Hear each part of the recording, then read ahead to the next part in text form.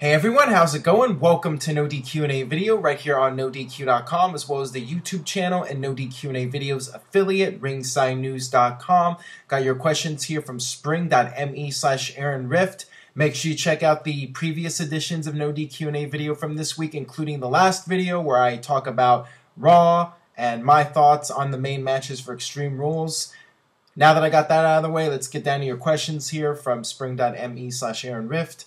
First one from CM Bucks. Hey Aaron, with Taz gone from TNA, do you see him coming back to WWE soon? I would love to see him be a surprise entrant in the Royal Rumble next year and then have him commentate just to get a fresh commentary team. Your thoughts? Thanks. Well, I definitely think we will see Taz back on WWE television at some point. I believe it's inevitable that he'll come back in some capacity. Will he come back as a commentator? That's definitely possible. The WWE commentary team needs work. There's no question about that. Taz is a familiar face, and the fact that JBL came back, I could definitely see Taz returning and being an announcer again for WWE. As far as him getting back in the ring, I have my doubts about that. I suppose he could come out and do one appearance at the Royal Rumble. I think that would come down to what he wants to do. But it's always a possibility. I would be surprised if he actually got in the ring and wrestled again, but never say never. And I could also see Taz going into the Hall of Fame possibly next year or in a couple of years. Him being gone from TNA definitely opens up the door for him to come back. And, you know, he can do other things besides commentate. He can be part of the DVDs and the panel discussions and all that stuff. So I'm fairly certain we will see Taz again in WWE at some point. Alright, this one comes from Kyle Mitchell 84. Hey Aaron, in light of Bryan's recent health issues, do you think WWE is regretting putting the IC title on him? Will this mean stripping him of a title yet again, and could it lead to his retirement? Please answer in video. There's definitely a lot of concern about Daniel Bryan, and it escalated once word got out that WWE sent him home from the UK tour. There's definitely some worry in WWE about Daniel Bryan and his longevity and how long he'll be able to continue performing on a full-time schedule in WWE. Daniel Bryan perhaps came back too soon, and perhaps he came back and still did not tone down his style enough. Who knows? I mean, right now we're just waiting to hear about his condition. He's getting checked out, and WWE will go from there. If it's bad news, no pun intended, considering the fact that he's facing Bad News Barrett. If it's bad news, I think that WWE will strip him of the title. Not strip him of the title if he's able to perform. If he can still go out there and do a match, but he needs to get he needs further checkups and he might need surgery or whatever. I could see them having him lose the title to Wade Barrett, but if he gets checked out and it's not all that bad and he just needs to take it easy a little bit, I think they'll keep the title on him for the time being and just protect him as much as possible, put him in 6-man tag team matches. And, regardless of the case, Bryan should probably tone down his style just so he can continue to be a major superstar in WWE.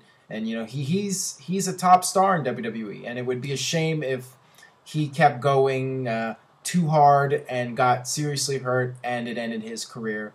That would just be a real shame. So hopefully Bryan is okay. He can come back, maybe tone down his style a little bit, and continue to be one of the top stars in WWE for years to come. Got this question here from Derek J. 1993. Hey Aaron, what is the worst wrestling show you've been to? Please answer in video. Well, there have been a number of indie shows I've been to that were not all that good, but as far as WWE, the worst WWE show I've ever been to easily would be the house shows I've gone to, just because they're house shows and nothing really happens. And the one I went to in 2012, October, at the Honda Center in Anaheim, that show was just terrible. I mean, I literally was bored to tears. The main event was Sheamus versus Alberto Del Rio in the worst hardcore match I've ever seen. Just because it's a house show, they don't take any risks. And you know, they were hitting each other with the weakest kendo stick shots you'll ever see. And my wife literally fell asleep. We were in a luxury box. A friend of mine got us free tickets to a luxury suite, and my wife literally fell asleep on the couch during that match. That's how bored she was with it. And I was close to that point, let's just put it that way. But as far as major shows, like televised shows, I would have to say the Denver debacle edition of Raw that took place at Staples Center, and then the SmackDown that took place the next night at Staples Center. Both of those shows were really lackluster in my opinion, especially the SmackDown. I remember that being one of Umaga's last matches in WWE, and I was so bored with that match. I was so bored with that entire show. It just felt like a show that WWE threw together at the last minute, and they did too. I mean, to be fair, you know, they were originally scheduled to be in Denver, but then that whole thing went down, and they moved the show to Staples Center and changed the whole script for the show.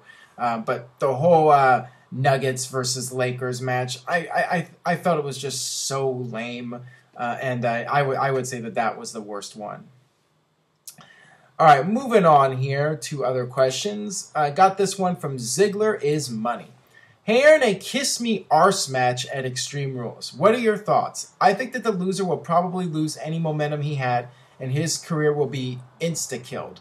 What will WWE do from here? Well, to me, it's really lame. It's a stupid idea to do this match at Extreme Rules. Extreme Rules, a show that's supposed to push the envelope, go to the extreme, go to the very limit, over the limit, even though this is Extreme Rules. Whatever, it all means the same thing. But an Extreme Rules pay-per-view with a kiss me arse match. Really? But, I mean, to say that either guy will lose momentum from this, I mean, neither guy really has a lot of momentum. Sheamus came back as a heel, but nobody's taking him seriously with the "you look stupid" chants. And Ziggler's been stuck in the same position for years now. So, to me, it's not going to really hurt either guy. And, you know, to be honest, I can very well see WWE just doing a screw job.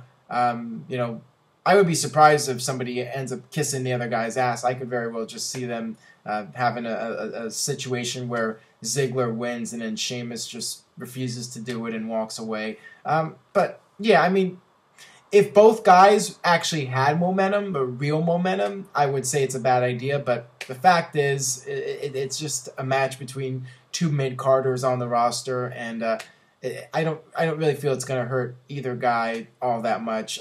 One would think Ziggler wins because he's the face, and you know no one wants to see the face kiss the bad guy's ass, but it could happen. I don't know. I honestly don't even care that much. All right, this one comes from Plastic Knives. Hey Aaron, first time asker. I like your username, by the way. Do you like any other indie promotions? If so, which one is your current favorite? I want to start watching, and I would like to know your recommendation.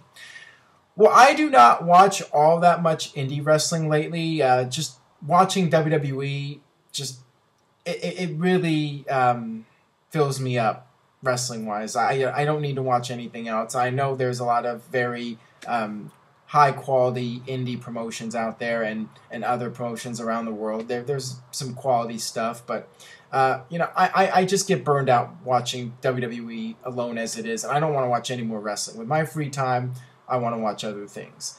But I can make a few recommendations for you. First off, PWG. PWG always puts out quality entertainment, professional wrestling the way people like it, with two guys getting in the ring and wrestling and no over-the-top theatrics, storylines, and all that stuff. If you just want two athletic guys getting in the ring and having a great match, PWG is what you want to watch. So I would recommend PWG. They always put out entertaining stuff. And, you know, another promotion out here in Southern California I want to mention is my friend Wade Needham's promotion, Empire Wrestling Federation. You can check them out at empirewrestlingfederation.com, EWF. Wade does a tremendous job doing commentary. If any of you out there watch the old NoDQ&AV Fantasy League shows, he did commentary for that. And he's moved on to actual indie wrestling, and he does a tremendous job, and he's very much involved with that. So I would check them out, EWF, EmpireWrestlingFederation.com. They have DVDs, they have video on demand. Check them out. Moving on here, got this question here from Seth Rollins Guy. Yo, Aaron, do you think that JBL is Hall of Fame material? If so, when should he go in? In my opinion, he should go in next year, as it is in his home state of Texas. It's tricky for me to answer this because I'm very much on the fence about JBL going into the Hall of Fame. Here's the thing. If WWE was to be taken seriously with their Hall of Fame, and it was all about inducting the top-tier guys and the elite, the best of the best, it would be an absolute no for me. JBL, yes, he was WWE champion, the longest champion in SmackDown history, as WWE puts it, but I always felt like JBL being WWE champion was a political move, like they did it as a favor to him because he was loyal to the company for so many years.